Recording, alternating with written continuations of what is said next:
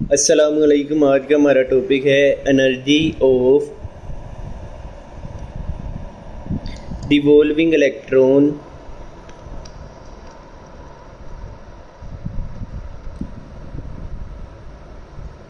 इन nth orbit. हम लोगों ने ना nth ऑर्बिट के अंदर इलेक्ट्रॉन की एनर्जी को फाइंड आउट करना है। ये जो डेरिवेशन थी ये बोहर ने की थी। तो जो टोटल सिस्टम की एनर्जी होती है ना वो इक्वल होती है sum of kinetic energy plus potential energy के। हम लोगों ने ना बारी बारी इन दोनों एनर्जीज़ की वैल्यूज़ को फाइंड आउट करना है और दोनों को हम लोग बाद में ऐड कर देंगे। पहले हम लोग फाइंड आउट करते हैं पोटेंशियल एनर्जी की वैल्यू को। तो पोटेंशियल एनर्जी जो होती है वो उसको समझने के लिए ना आप लोग ये एक सिंपल कंसेप्ट समझें। हम लोगों ने क्या करना है, फ़र्ज़ करें आपके पास एक एटम है जिसका ये पहला ऑर्बिट है और पहले ऑर्बिट का यहाँ से लेकर यहाँ तक का डिस्टेंस डेफिनेटली r के बराबर होगा। आप लोगों ने क्या करना है, एक इलेक्ट्रॉन को ना इन्फिनिटी से उठाकर इसे रेडियस r के ऊपर लेकर आना है। यानी कि इधर से इसको उठाया और रेडियस r के ऊपर ले आए। इन्फिनिटी का मतलब है कि जो इलेक्ट्रॉन था वो एटम के बाहर था, इन्फिनिटी से उठाकर रेडियस r के ऊपर ले आए और यहाँ से लेकर यहाँ तक का जो डिस्टेंस होगा वो dr के बराबर होगा। अब इलेक्ट्रॉन को यहाँ से उठा कर लाने के लिए यहाँ तक जो वर्क डन होता है वो असल में पोटेंशियल एनर्जी के बराबर होता है। तो पोटेंशियल एनर्जी बराबर है वर्क डन के, और वर्क डन का फॉर्मूला होता है फोर्स मल्टीप्लाई बाय डिस्टेंस। और यहाँ पर आप लोगों ने इसकी इंटीग्रेशन करनी है और साथ में आप लोगों ने यहाँ पर लिमिट भी लगा देनी है।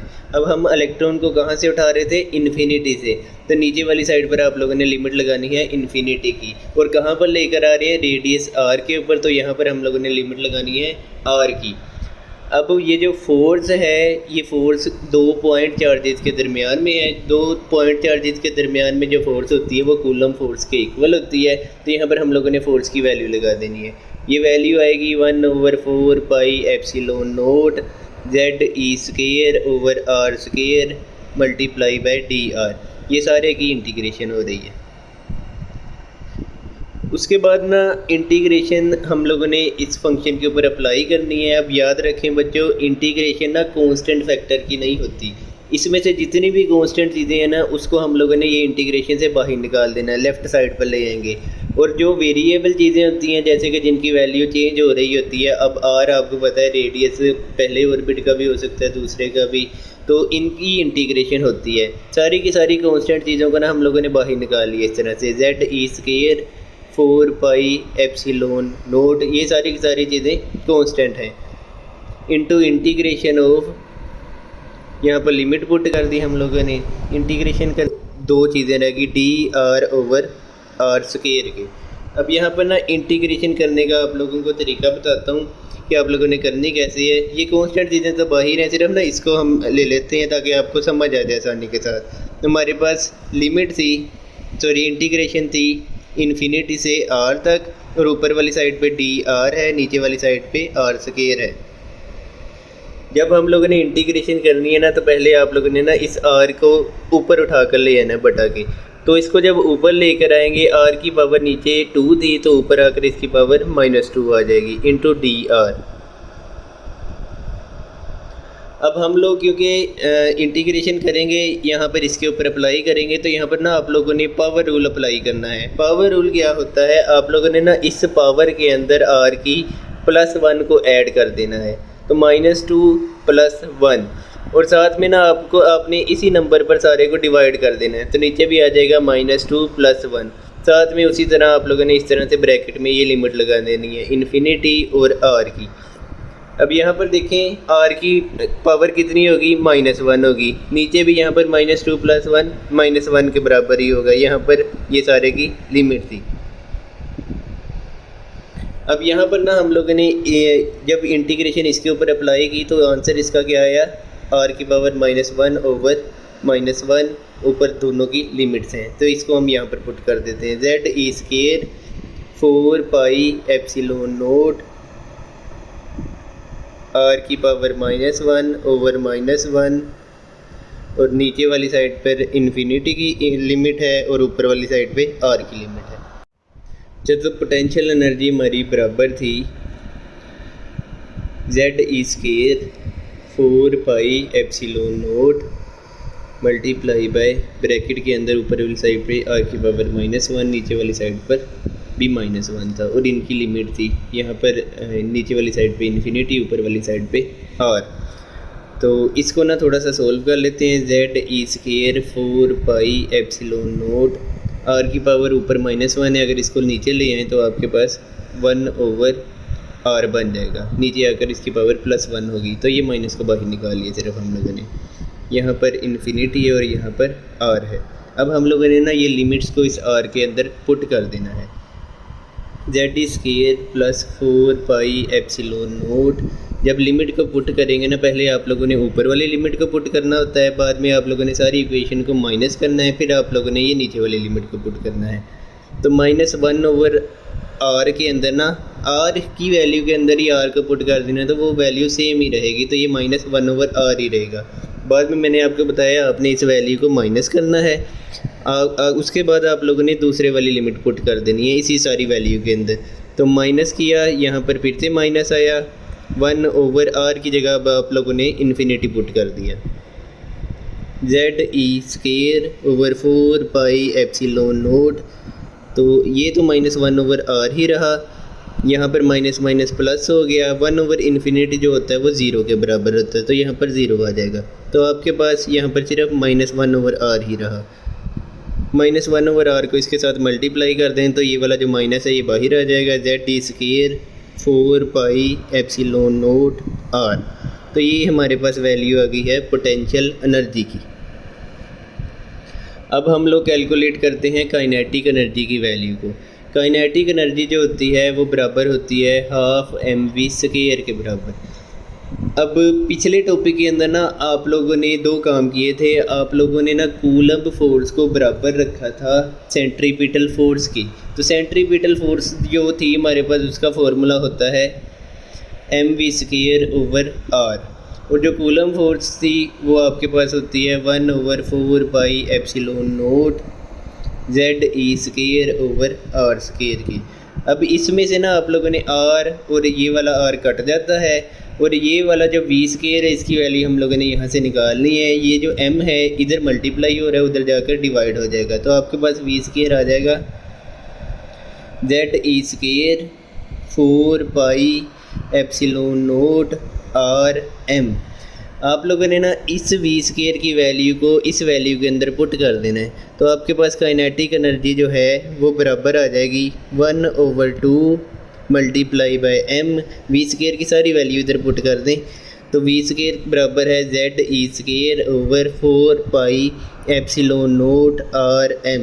अब यहाँ से देखें m और m कट जाता है, तो आपके पास फाइनल इक्वेशन बन गई ZE², 2 और ये जो 4 है आपस में मल्टीप्लाई हो जाएंगे, यहाँ पर बन जाएगा 8 पाई एप्सिलॉन नोट r। तो ये काइनेटिक एनर्जी के बराबर आ गया।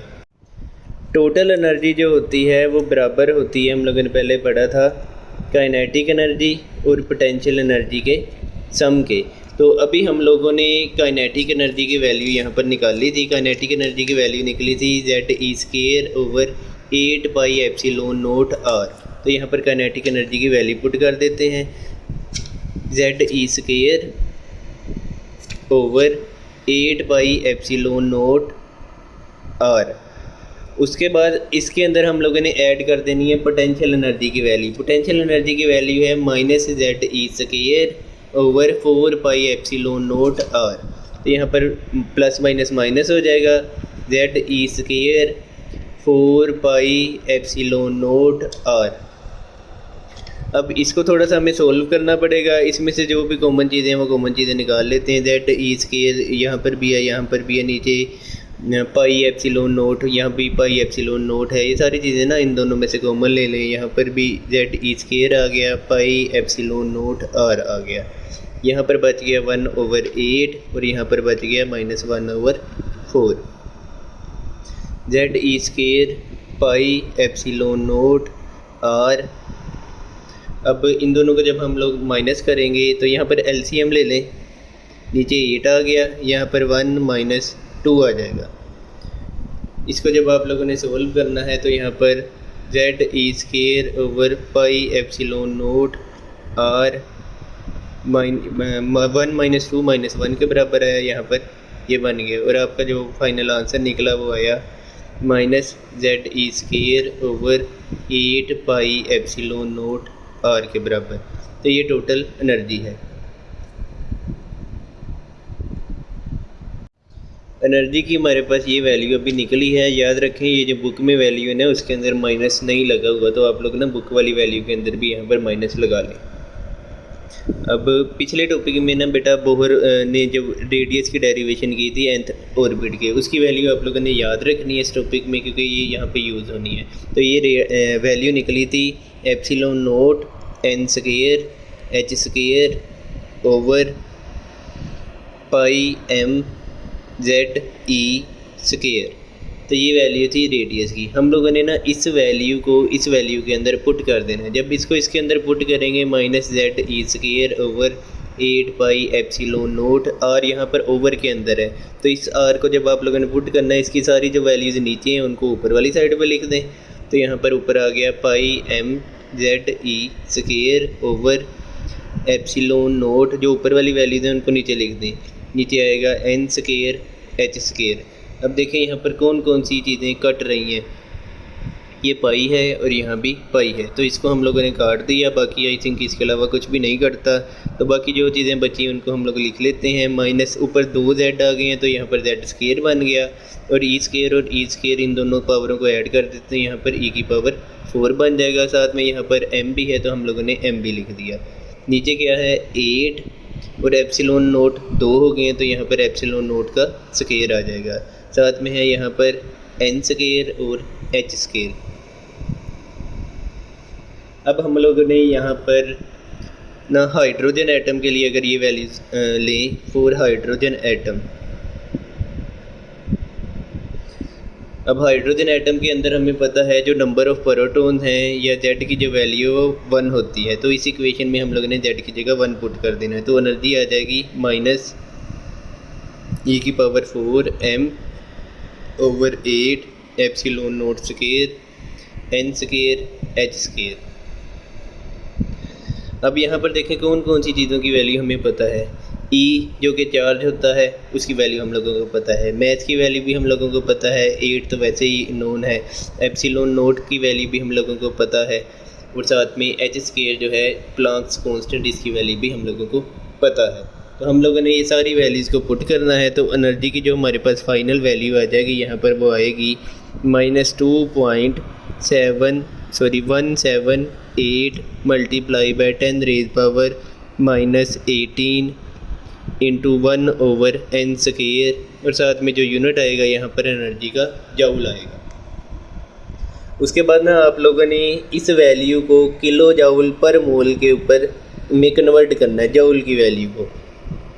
अगर आप लोग इसके साथ किलो लगाना चाहते हैं तो आपको इस सारी वैल्यू को 1000 के ऊपर डिवाइड करना पड़ेगा। तो यहाँ पर आपके पास वैल्यू बन गई 2.178 multiply by 10 raise power minus 18, 1000 पे इसको हम लोगों ने डिवाइड कर दिया।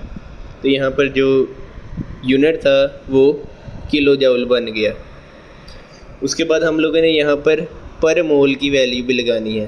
पर मोल यानी कि नीचे वाली साइड पे बटा में आ रहा है, तो आप लोगों ने इसको ऊपर वाली साइड पे एवोगैड्रो नंबर के साथ मल्टीप्लाई कर देना है। तो यहाँ पर हम इसको मल्टीप्लाई करेंगे 6.022 इंटू 10 रेज पावर 23, साथ में 1 ओवर n स्क्वायर वैसे का वैसे ही आ जाएगा। तो किलो जाउल पर मोल में अगर आप लोगों ने कन्वर्ट करना है तो आप लोगों ने एवोगैड्रो नंबर के साथ इसको मल्टीप्लाई किया, साथ में 1000 के ऊपर आप लोगों ने इसको डिवाइड कर दिया। तो ये सारा काम करने के बाद आप लोगों के पास जो फाइनल वैल्यू आती है वो आती है minus 13.315 over n square kilo joule per mole. तो इस एनर्जी की वैल्यू को बोला जाता है nth ऑर्बिट की एनर्जी। तो आप लोगों ने ना यहाँ पर n भी लगा देना ताकि पता हो कि ये nth ऑर्बिट की एनर्जी है। उसके बाद हम लोग कैलकुलेट करेंगे फर्स्ट वाले ऑर्बिट की एनर्जी को, तो आप लोगों ने n की जगह इधर 1 पुट कर देना है। अगर ओवर में 1 पुट कर देंगे तो आपका आंसर ये सेम ही आ जाएगा, -13.315 ओवर 1 की जगह आप लोगों ने n की जगह 1 पुट कर दिया, तो आंसर आपका यही आ गया 13.315 किलो जूल पर मोल। सेकंड ऑर्बिट की एनर्जी निकालने के लिए हम लोगों ने n की जगह 2 पुट कर देना है, 13.315 ओवर 2 का स्क्वायर, साथ में यहाँ पर है किलो जूल पर मोल। तो इसकी एनर्जी जब कैलकुलेट करते हैं तो आंसर हमारे पास आ जाता है 328.32 किलो जूल पर मोल। तो ये सेकंड ऑर्बिट की एनर्जी है। इसी तरह हम तीसरे वाले की भी निकाल लेते हैं, -13.315 किलो जूल पर मोल। नीचे वाली साइड पे हम लोगों ने 3 का स्क्वायर पुट कर देना है, तो जब यहाँ पर इसकी वैल्यू को पुट करेंगे तो आंसर हमारे पास आ जाएगा -145.92 किलो जूल पर मोल। इसी तरह हम लोग फोर्थ वाली एनर्जी की वैल्यू निकाल लेंगे, तो अब आप लोगों ने ओवर में 4 पुट कर देना है, तो आंसर आएगा -82.08 किलो जूल। अब बेटा हम लोगों ने E2 और E1 की एनर्जी को माइनस किया, तो इसका आंसर हमारे पास आया 984.995। इसी तरह से हम लोगों ने E3 माइनस E2 किया, इसका आंसर 182.4 आया, और E4 माइनस E3 किया तो इसका आंसर आया 63.84। तो इनमें से देखें, ये जो पहले वाली वैल्यू है ये सबसे बड़ी है और ये उससे छोटी है, और तीसरे वाली वैल्यू इससे छोटी है। इसका मतलब E2 minus E1 greater than है E3 माइनस E2 से, और ये वैल्यू ग्रेटर है E4 माइनस E3 से। तो ये भी वैल्यू आप लोगों ने इस तरह से याद रखनी है, तो ये आपको MCQ के तौर पर पूछा जा सकता है।